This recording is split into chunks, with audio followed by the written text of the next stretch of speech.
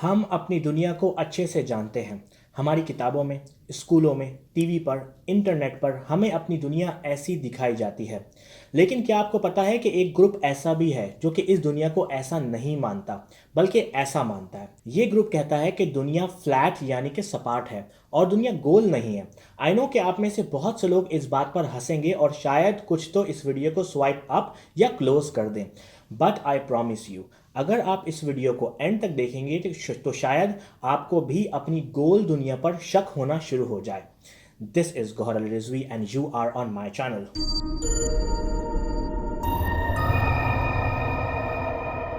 इस ग्रुप को flat earthers कहते हैं। ये वो लोग हैं जो समझते हैं कि दुनिया फ्लैट यानी कि सपाट है। मैंने इन लोगों को बहुत इग्नोर किया शुरू में, लेकिन फिर साइंस कम्युनिटी की तरफ से बहुत सी एक्सप्लेनेशन आने लगी तो मुझे फील हुआ कि मुझे थोड़ा पढ़ना चाहिए है इस टॉपिक के बारे में। आई थिंक हमें पहले ये देखना चाहिए कि ये लोग कहते क्या हैं, देन हम मूव करेंगे कि इनके पास अपने क्लेम के लिए क्या क्या सबूत एंड आर्ग्यूमेंट्स हैं। फ्लैट अर्थर्स कहते हैं कि दुनिया एक सपाट डिस्क की तरह है और जिसका मैप ऐसा दिखता है और इसके चारों तरफ बर्फ की दीवार है, इसीलिए इससे पानी नीचे नहीं गिर जाता। ये लोग ये भी कहते हैं कि जमीन सूरज के गिर्द नहीं घूमती, बल्कि सूरज हमारे गिर्द चक्कर लगाता है और वो भी इस तरह। और चांद और सूरज तकरीबन एक ही दूरी पर हैं और तकरीबन एक ही साइज के हैं, ना कि चांद छोटा और सूरज बड़ा। इन लोगों का यह भी कहना है कि दुनिया के गिर्द एक डोम शेप की प्रोटेक्शन है जो इसे महफूज रखती है और ग्रेविटी नाम की कोई भी चीज नहीं होती, बल्कि ग्रेविटी एक ढोंग है और इसकी कोई रियलिटी नहीं है। अगर ऐसा है तो हम जमीन से कैसे चिपके हुए हैं? इन लोगों के पास इसका भी आंसर है, सो कीप वॉचिंग। ये लोग ये भी मानते हैं कि नासा एक ढोंग है और ये अच्छे से जानता है कि दुनिया सपाट है और नासा एंड अमेरिका दूसरे बड़े इदारों के साथ मिलकर ढोंग रचाते हैं और इस दज्जाली साजिश यानी वन वर्ल्ड ऑर्डर को लाना चाहते हैं, जिससे ज़ायनिस्ट एंड इल्यूमिनाती का कंट्रोल पूरी दुनिया पर हो जाएगा। इनका यह भी कहना है कि जो नासा ये तस्वीरें हमें दिखाता है वो कंप्यूटर जनरेटेड होती हैं या कंपोजिट होती हैं। इनका यह भी मानना है कि इंसान चांद पर कभी गया ही नहीं और नासा ने हॉलीवुड के साथ मिलकर एक ढोंग रचाया और दुनिया को बेवकूफ़ बनाया। इन लोगों का एक बहुत बड़ा क्लेम यह भी है कि अगर ज़मीन गोल है तो हमें नज़र क्यों नहीं आती। आप समंदर पे जाएं या पहाड़ पर चढ़ जाएं या हवाई जहाज़ में से बाहर देखें, आपको दुनिया सपाट ही नज़र आएगी। इन लोगों का यह भी मानना है कि सैटेलाइट्स होते ही नहीं हैं, बल्कि पूरा सेलुलर निज़ाम टावर से ही चलता है। हद तक कि जीपीएस सिग्नल्स भी टावर से ही आते हैं। नाउ मुझे दुख तब और भी ज़्यादा हुआ कि जब साइंस कम्युनिटी ने इनके उठाए हुए आर्गुमेंट्स का जब जवाब दिया तो वो सेटिस्फैक्ट्री बिल्कुल भी नहीं था। मैंने भर कर वीडियोस देखी, नील डिग्रे टाइसन की, द साइंस गाय की, बिजनेस इंसाइडर ने वीडियो बनाई इस टॉपिक के ऊपर, फोर्ब्स ने आर्टिकल्स लिखे, डी न्यूज़ एंड सीकर ने भी अपनी वीडियो में इसको आंसर करने की कोशिश की। नाउ लेट्स सी कि हमारी साइंस कम्युनिटी ने क्या जवाब दिया। बिजनेस इंसाइडर की वीडियो में कहा गया कि अगर दुनिया फ्लैट होती तो ग्रेविटी की वजह से अपने आप में ही गिर जाती और भस्म हो जाती। And honestly I find this answer very illogical, because flat earthers already कहते हैं कि ग्रेविटी तो ढोंग है। ग्रेविटी की ही वजह से राउंड अर्थ का कॉन्सेप्ट यानी कि स्फेरिकल अर्थ का कॉन्सेप्ट टिका हुआ है। ग्रेविटी को हम नहीं मानते, तो why Business Insider did that video I have literally no idea. मैंने बिजनेस इंसाइडर को पर्सनली लेटर भी लिखा कि आपने इस वीडियो के अंदर सवाल का जवाब नहीं दिया। नील टाइसन ने कहा कि शिप्स जब दूर जाती हैं तो नीचे से गायब होना शुरू हो जाती हैं और अगर हम कहीं आइलैंड को देखते हैं तो वो ऊपर से जाहिर होना शुरू होता है। लेकिन इस पॉइंट को भी official website of flat earthers पर एक एक्सप्लेनेशन दी गई कि किस तरह ह्यूमन आई की लिमिटेशंस की वजह से ये इल्यूजन पैदा होता है।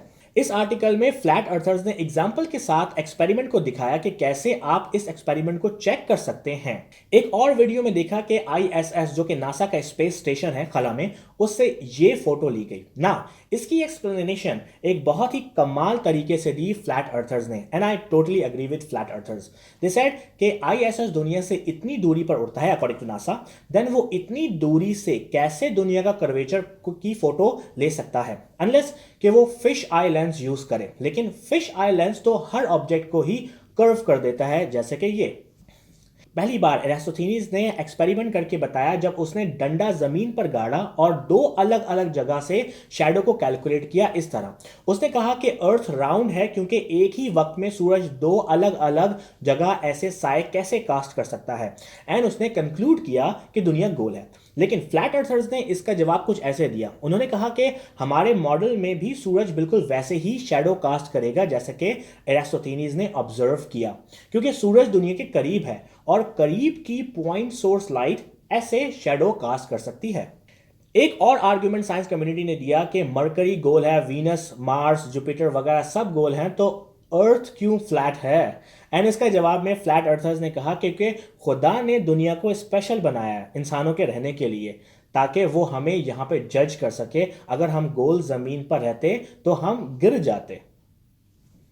कहने का मकसद यह है कि फ्लैट अर्थर्स हर फिनोमेना को एक्सप्लेन करते रहे जो साइंस कम्युनिटी ने इन पर फेंके।